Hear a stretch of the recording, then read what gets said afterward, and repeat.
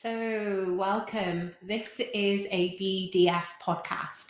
So, I am not I'm not great on the technical side of things, and believe it or not, despite being an online coach. But I really I've been doing podcasts individually for quite a while, but it's been a long time since I've had a guest, and I wanted to talk a little bit about why we are doing the 3 peaks in 3.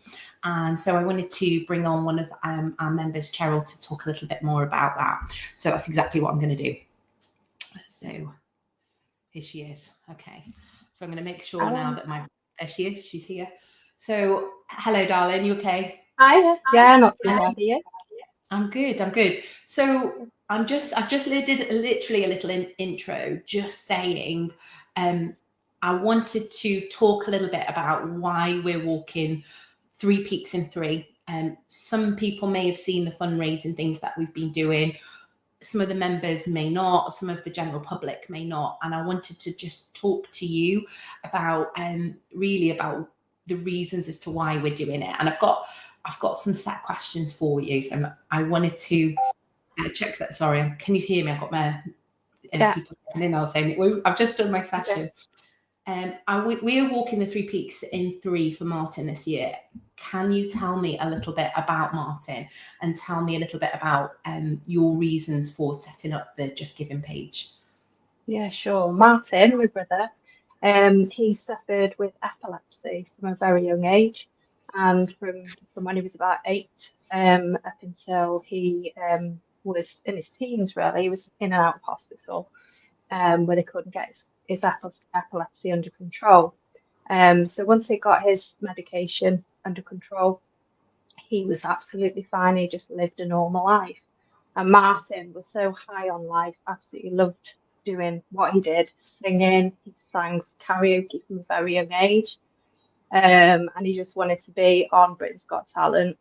So back in February 2015, after trying so hard throughout the previous years, he actually got to be on Britain's Got Talent and sang his heart out to everybody with his never give up attitude and what have you.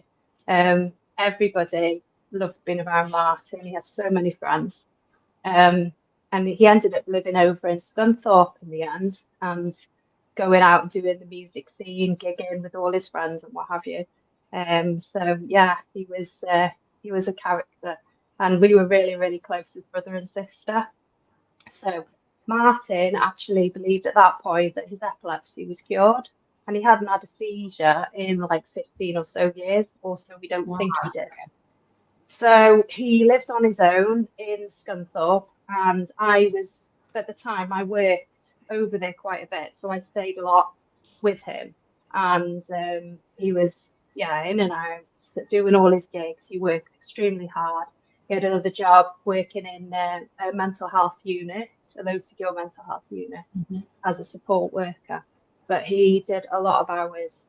He took his medication. I know he took his medication, but he wasn't aware of the risk of SUDEP, which is stands for sudden unexpected death in epilepsy. It is rare, but clinicians, professionals are meant to have that conversation with somebody who have epilepsy and let them aware of the risk. So when SUDEP happens, it refers to the unexpected and often sudden death of a person with epilepsy when no other cause of death can be found. So there may or may not be evidence of a seizure. Martin lost his life in July 2015. Excuse me. Sometimes it's really hard for me to talk about. Yeah. We didn't know about SUDEP at all. The first time I heard of it was when the coroner said to me, classic signs of SUDEP, the way that he was found. And I was, what is it? What is it? And nobody knew what it was. So I've not been familiar with it. It's not. Yeah. I think meeting you and you talking about it made me. I think I'd heard little bits about it, I wasn't really aware of it until I met you and researched it more and became more aware of it.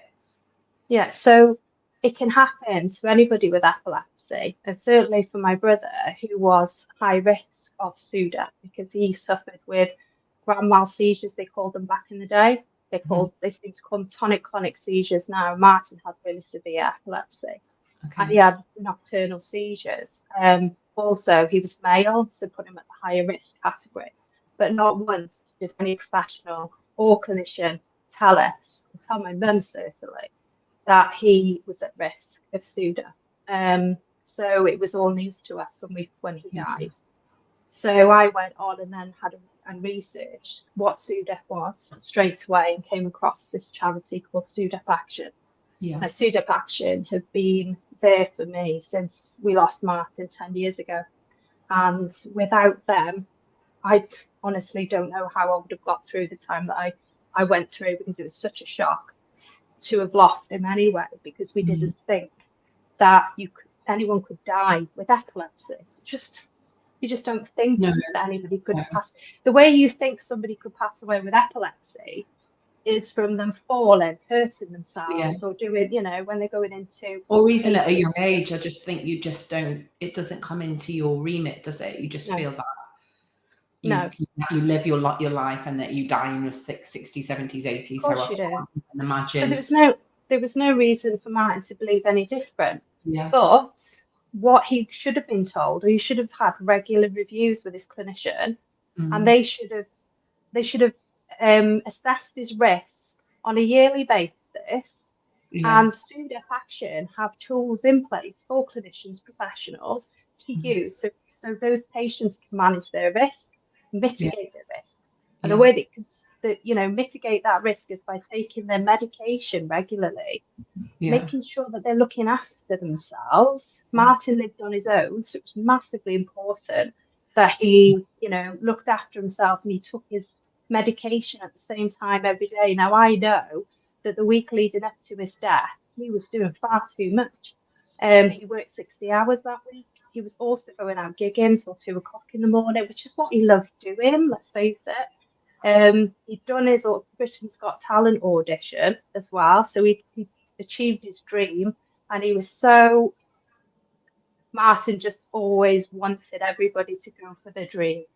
And, he says it in his documentary, because there's a few documentaries on YouTube of Martin talking about his Britain's Got Talent journey, and that never give up sort of attitude just really shines through.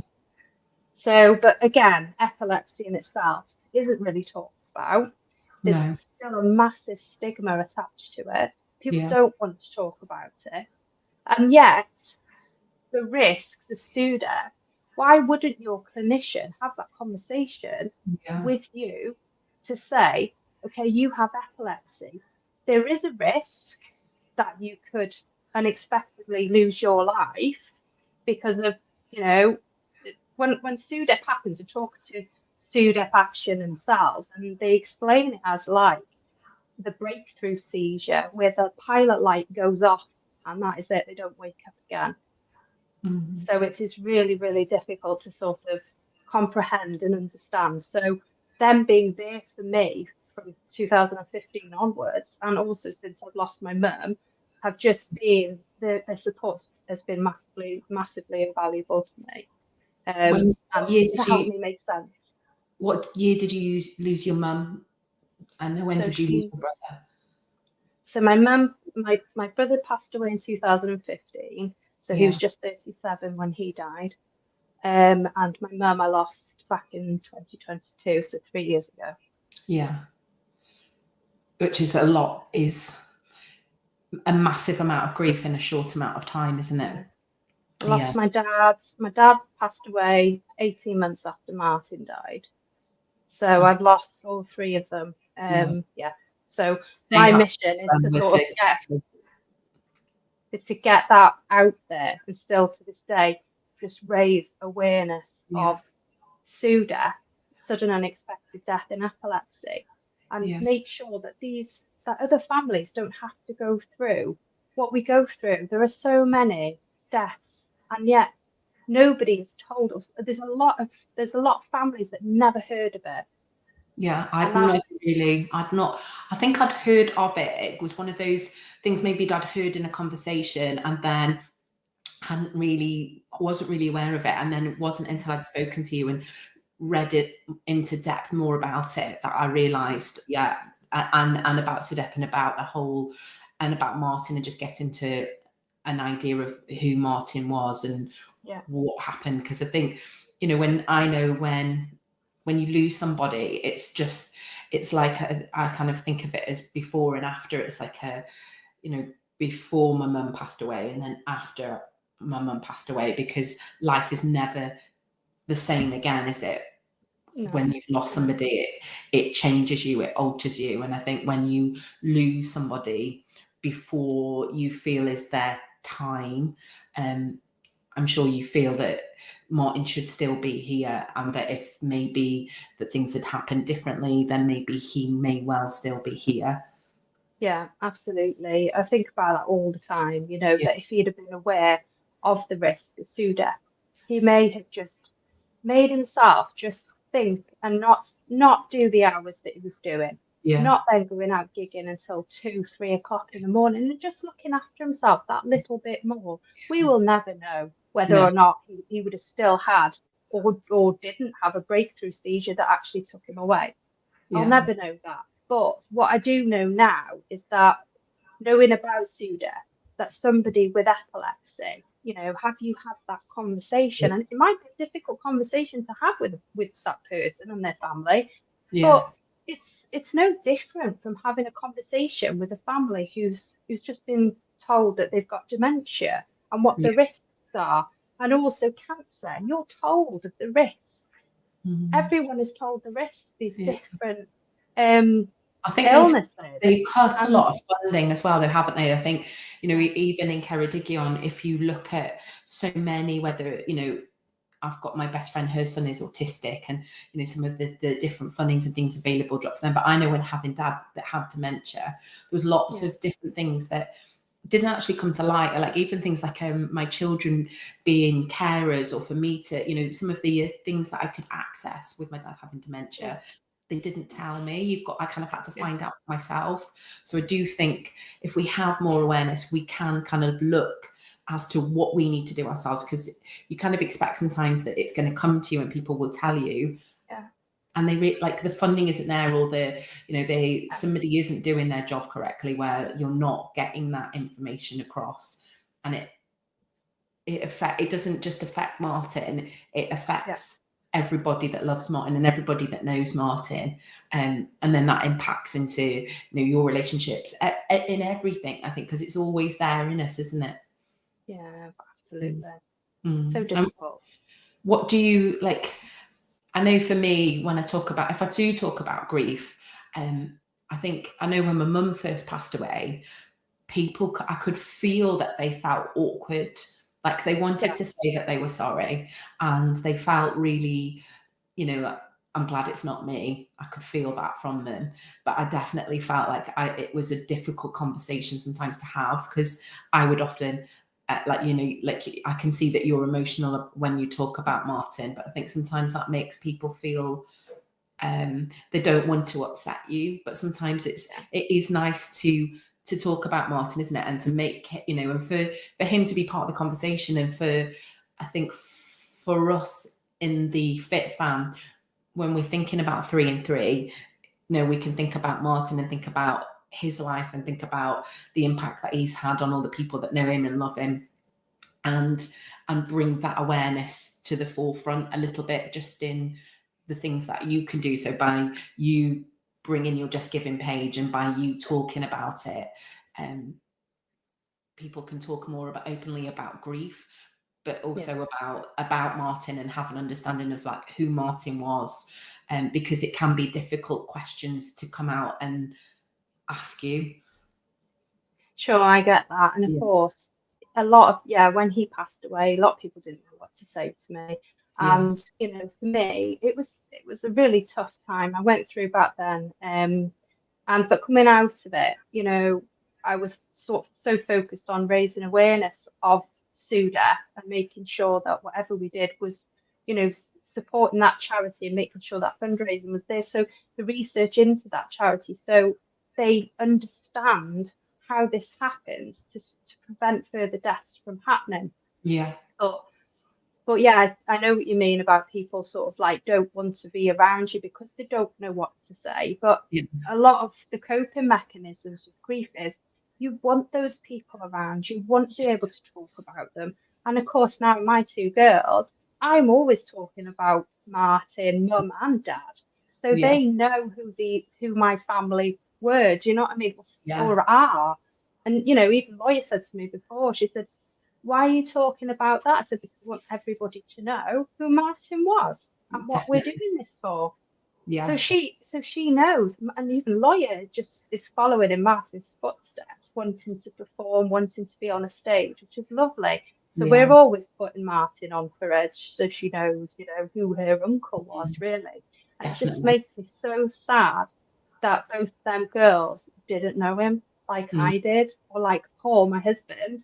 Paul was Martin's best friend, and that's how me and Paul met through Martin. Really? Yeah, Yeah. yeah. So we That's nice. actually, Yeah. So it's nice that he knew him really well, because yeah, I find sometimes for me, like if my husband obviously knew my mum, but lots of my, my friends, but I feel like as time goes on, less people remember my mum. So when you have those people that have those memories and you can talk about those memories, it's really special, isn't it? yeah, Because yeah. when I try and talk sometimes, like with Idris, he'll never know my mum or he'll never know my dad. Hard. And I feel that loss and I feel that grief, but equally it's really nice to bring them into conversation and to make them part of, as you said, of everyday life, and for you to see traits perhaps in, I might see something, or I'll see something, I think, oh, Scarlett's really like my mum, or you see things and you think, like he's still here, isn't he? He's not, although he's not here, he's, as long as they stay in our Still hearts around. and they're Still here. around. And I never want them to not be spoken about. You're probably the same, Beth, and it's so tough. And you just want, I could think of, nobody not asking me about my family. Do you know what I mean? Especially Martin, because he was a massive part of everybody's lives. He had such an infectious laugh, infectious smile. Honestly, if you've not seen him, go and have a look at him on YouTube, and you'll probably I just laugh. think with siblings, it's such a special bond because he knows you, so he knows you so well. It's those childhood memories, those connections, they're so deep and strong and embedded, aren't they? And then to then move forward without him is massive. And I think, for me, I have to just constantly think of, I have good days and I have bad days, and I have days where I feel like I've had angry days where I felt really pissed off and I felt like that shouldn't have happened. I wish my mum had this intervention or this help. But I do think, it's talking about it, talking about grief, talking about Martin, and doing something positive for Martin is also part of the healing process as well, isn't it? Definitely. Yeah. And if you haven't seen your Just Giving page, do you want to just divulge a little bit about like what it is that we're doing? Just so people are going to be like, she's nuts. But just what we're doing. So yes, the amazing Fit Fam team, amazing. Thank you so much, and everybody for supporting us with this. Anyway, it's massive, and it really is making a massive difference. Doing the 3 Peaks challenges 3 times. So the girls have already done the Yorkshire 3 Peaks now, which was absolutely amazing. I literally couldn't sit down. I'm quite resilient. I don't get DOMs very often, but like nobody could walk. So like the next day, everyone was like looking to see if I could walk or not. Like, and so I'm like, oh my days. Like you just like the DOMs are severe, and we'll have it when we do the Welsh 3 Peaks, because believe it or not, it's a year ago that we did the 3 Welsh Peaks last year. And we raised a significant amount of money, and we raised some money for hypermobility for Melissa. We're different, but for this one, we've just really targeted at SUDEP. So we're just doing the 3, aren't we, for Martin? Yeah. And I know that when we walk the Welsh 3 Peaks, there's quite a significant number of girls that would perhaps be a little bit maybe, and they'll know this in the nicest possible way, nervous to do the walks, but they're doing it because it's for Martin and for you. So I think that's testament to you and to Martin. Have you been doing any training? What have you been doing? Yeah, I mean, go on, last year, I never even thought I was going to climb a mountain. So I went up at Cadair Idris last year, and that You're put like me to the test. natural. I didn't, honestly, I felt so out of breath going up No, there. you You know didn't. what? You mastered it well. I did it. But obviously, starting your program anyway, Bethan, from the March.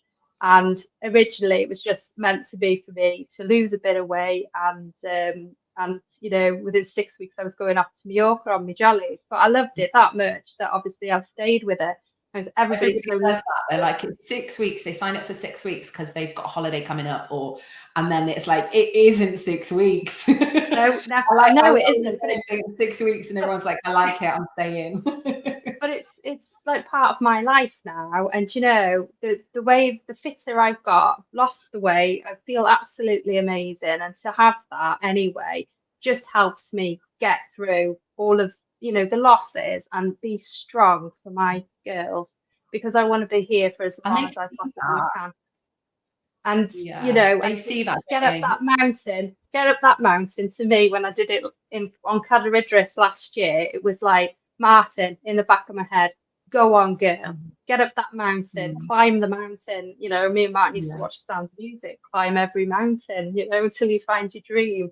And he says that in one of his documentaries, actually, Follow Your Dream, I think he says. But so yeah, so doing that, I never ever thought that I would take on the Three Peaks Challenge, the Welsh Three Peaks Challenge. So this is massive for me.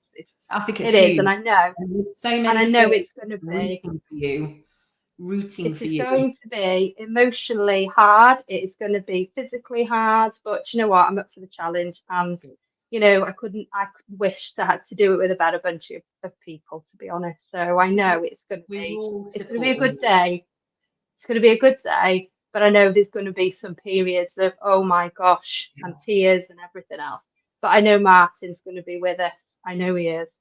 And with you girls as well, going up from the nationals as well in July. It's absolutely incredible what you're doing. And thanking you so much anyway. No, I think it's each time you do it, as you said, when you do it, you walk the mountain, you get to the top and you just feel like a massive feeling of like, I'm alive. And like, for me, when we go together, it's like I said with the Welsh Three Peaks, there's girls there that perhaps would not necessarily sign up, but because it's for Martin, for you, they've signed up and they said, I'm going to do it. So I think it's really powerful, because something amazing comes, you know, you build people's confidence, you bring people together when we do things like this, and he's in the forefront of everybody's mind, which brings him to life, doesn't it? And when we do it in an empowering way, it kind of does. I think for me, if I talk about my mum in an empowering way, or, you know, a good memory, it helps me to internalize that upset and anger and torment, because when you get that phone call, like, no, unless you've been there, you cannot comprehend it, can you? No. It's the worst like thing ever. Life changes forever. So when you do something really nice, or something happens that you can do in a positive way, it's a really lovely way for us to honor him and to honor you, and to say, you know, we care about you, we care about Martin, we care about each other, and do something positive in a positive way where we can raise some money. And I know how much have we raised? I know you're going to know the figure. We've raised £1,000 so far, which is absolutely incredible. Like, can you imagine, like, if you had £1,000 in your hand, honestly, like, you know, that's a massive amount, and we've only walked Three Peaks. So we've got together like nine mountains, and they're all hideous. Like, you know, you get to points and you're like, oh my word, like trying to pretend like you're not out of breath, and it's hard, and, you know, feel tired, but you will feel amazing for having done it. And I'm sure we'll have a cheeky glass of Prosecco or go and toast him in some way. But also, like you said, you're doing it to promote your health, for your girls to see you're strong, and that we're capable, and that even when life tries to knock you down, I think the climbing the mountain analogy just shows, you know, we keep getting back up, we keep climbing, we keep striving, and we won't let this, you know, as hard as it is, you have to keep going for your kids, don't you? Absolutely. Oh, absolutely. I remember as well, a few weeks back now, I think myself and Karen, the girls, the Fit Fam, went on our Borth to Yeah, Constantly yeah, yeah. walk. Now, I'm back. Now, years ago, Martin actually did that walk with me, so it brought it all back. And you know what? Even then, I could only do one way.